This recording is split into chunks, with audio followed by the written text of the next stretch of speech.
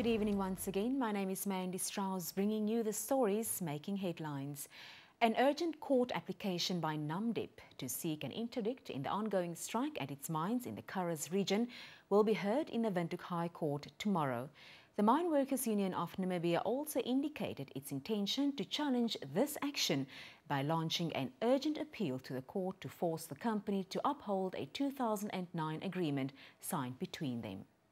This agreement signed between the two parties allowed workers from Bochenfels to receive a housing and utilities allowance of between $1,000 and $2,000.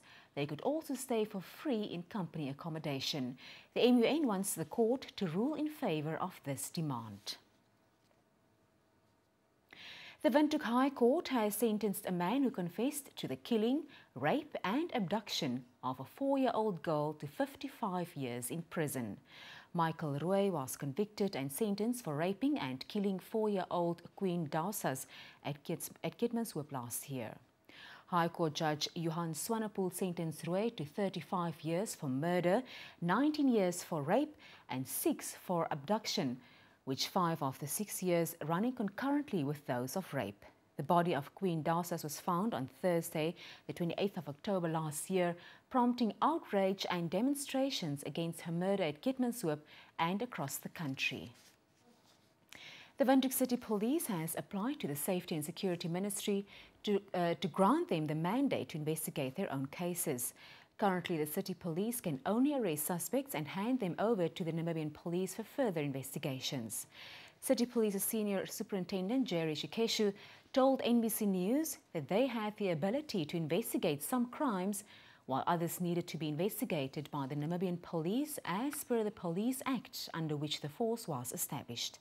With regard to patrolling outlying areas such as Brakwater, Shikeshu said the City Police was in control of the situation.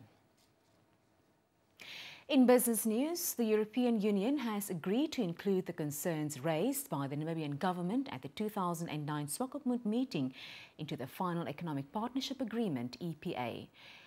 EU's Trade Commissioner Karel de Gucht met President Hifikepunye Pohamba at State House yesterday.